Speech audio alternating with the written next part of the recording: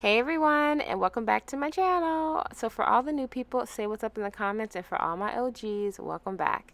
Alright y'all, so last week I was on social media and I noticed a lot of people getting a stimulus check. Then more people this week, especially today.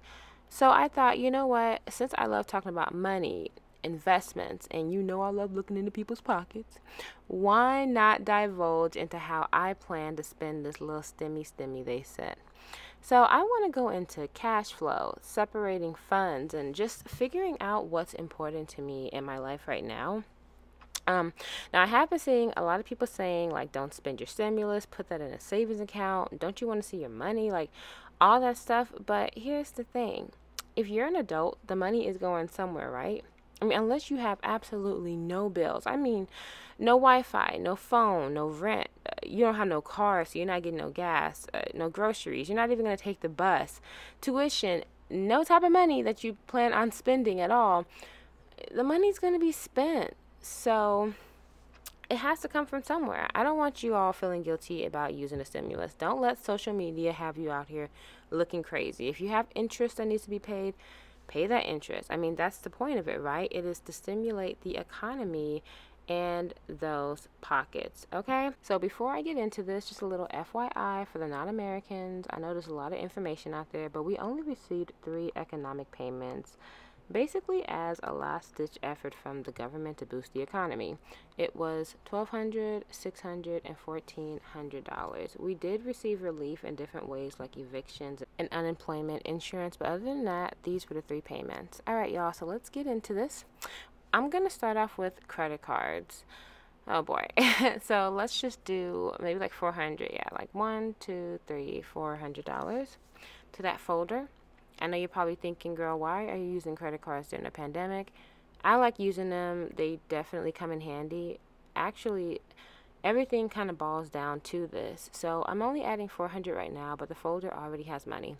I pay them off every single week. I do use my points, and I did have 2 months worth of interest on my card. So my 2 months worth of interest on the cards was about $110, and I've already like made the points over 3-4 times that amount. If you have a business, having a credit card is really serious. When I couldn't get an actual personal loan, I used that, and then I remember back when I couldn't even get a credit card. So I do make sure to take care of that and not take advantage of it in a bad way. So I have a doctor's bill coming out of there. I have gas, food, just miscellaneous things that I keep on there, and then I just pay it off each week. Next up is the investments folder. So this can go many different ways. Like I said, this does go hand in hand with the credit cards, but some investments I can't use with the credit cards do get my points back. Like, for instance, I like to buy land in different structures. Depending on the building type, they may want cold hard cash or money order, cashier's check, whatever. Also, you may want to hire a handyman and they only take cash. They may not want Venmo or Cash App, so it's always good to have that. Now, where the credit cards come in as far as investing in yourself, if you have a YouTube channel like I do, I have a microphone, I run a podcast, and I have a pretty decent camera, so I don't really need to upgrade my equipment. But I do have an online store, and I have to run ads in order to get customers. So I pay Facebook advertising and Google services, which kind of like run hand in hand for that. And advertising is not cheap. One of the biggest mistakes that I made when having a business was not investing in the investment. And so I did not pay for advertising. So I had a good product and it didn't really matter because nobody was seeing it. All right, the next one that we'll get into is family funds. I feel like this one is kind of a unique envelope. So I have a daughter, and my mom comes over once or twice a month to watch her. Now, she watches her with me. I don't actually leave her with her, but I do need help around the house. Like, I need to gather myself. I need time away. My boyfriend, he'll be gone for like a week or two, and that gives me a chance to deep clean the house, order things, set up appointments, call whoever I need to call. Just, it's more me time. So I pay my mom gas money. We, you know, we go out, we do outings, I take her out to eat. So it's more of just like a cushion fun fund, so that when she comes over here, she knows that she is appreciated. And honestly, I mean, can you really put a price tag on your child's safety and having someone that really loves them and that's going to take care of them, and, you know, it's actually good with your baby. Okay, so next is rent and bills. So this folder, honestly, I really don't have to add nothing to it. This is our last month here, so I'm just going to pay for a week of funds.